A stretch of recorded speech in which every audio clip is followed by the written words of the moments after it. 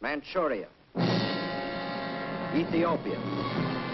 Then Hitler invaded Austria, Czechoslovakia, and in 1939, Poland.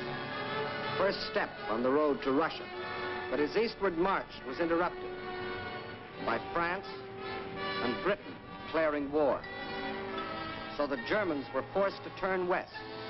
And in 1940, as we have seen, wiped the last opposition from Western Europe.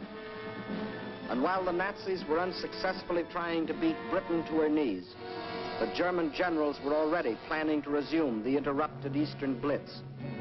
The road to Russia was now open. But before that attack, preliminary steps were necessary. South and east of Germany are Hungary, Romania, Bulgaria, Yugoslavia, and Greece. And Hungary had grain, rich fields of it. Grain too good for Hungarians when German soldiers have such good appetites. Hungary had bauxite. Bauxite makes aluminum, and aluminum makes planes. And Hungary had an army. Not the battle-trained German army, but good enough to throw against Russian guns. Romania had not only grain, but oil.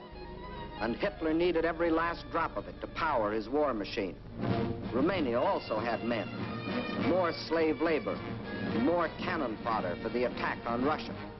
And most important, Romania and Hungary both had Russian frontiers. And Hitler wanted those frontiers in the hands of German generals. Bulgaria didn't have a Russian frontier, but it did have bases. Bases on the Black Sea.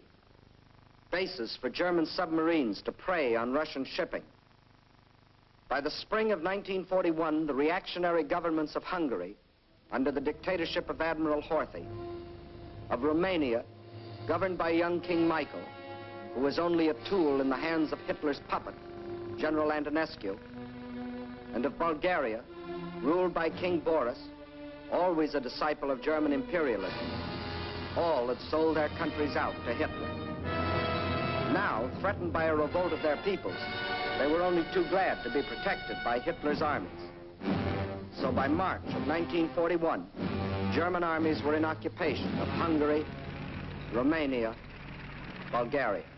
That still left Yugoslavia and Greece. So long as they remained unoccupied territory, they remained the route for a possible Allied counter-invasion. At one of their regular meetings, Hitler had assigned the job of conquering Greece to his stooge, Mussolini. The stooge was delighted. Here was his chance to prove to his people that he too was a conqueror. But he was wrong. Perhaps the uniforms fooled him. Something did. For after the fascist legions had blitzed on one cylinder this far into Greece, the Greeks, in a brilliantly conducted mountain campaign, drove the Italians back and invaded Albania. Hitler was enraged. The failure of his stooge to protect his southern flank was delaying the attack on Russia. He sent a final ultimatum. For the Yugoslavs and Greeks, it was surrender or else. But the Yugoslavs and Greeks come from a long line of fighting men. Nazi slavery didn't appeal to them.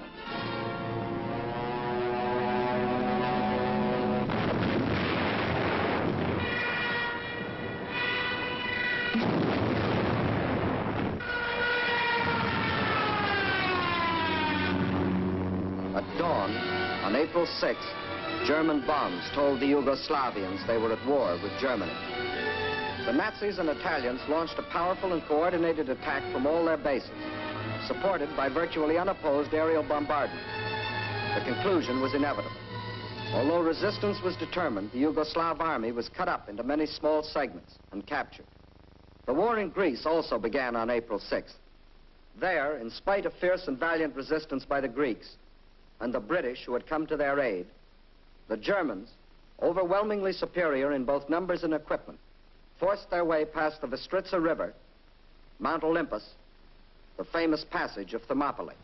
And by the end of April, the swastika flew over the ancient city of Athens.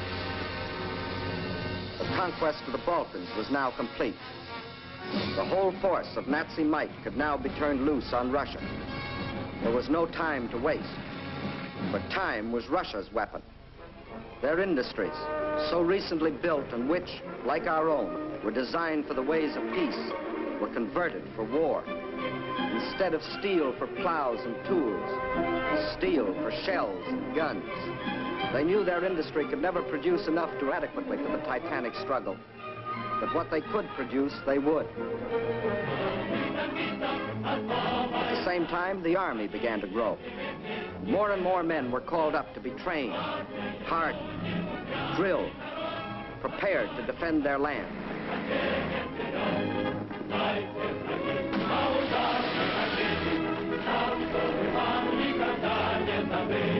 With the conquest of the Balkans, the Nazis had a solid front from the Black Sea to the Baltic. But the Russians had built themselves a buffer to take some of the steam out of the Nazi punch, no matter where it landed. But where would it land? When the blow came, it was from 5 different directions. And from the north, 1 extra, just for luck. That was the big day.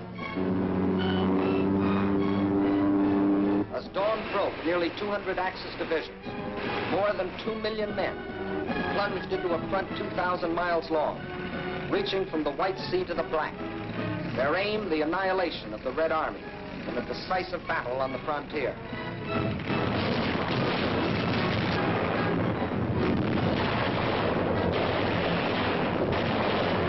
The offensive started along the whole length of the front. It was concentrated on 3 main objectives: Leningrad, Moscow, and Kiev, the capital of the Ukraine.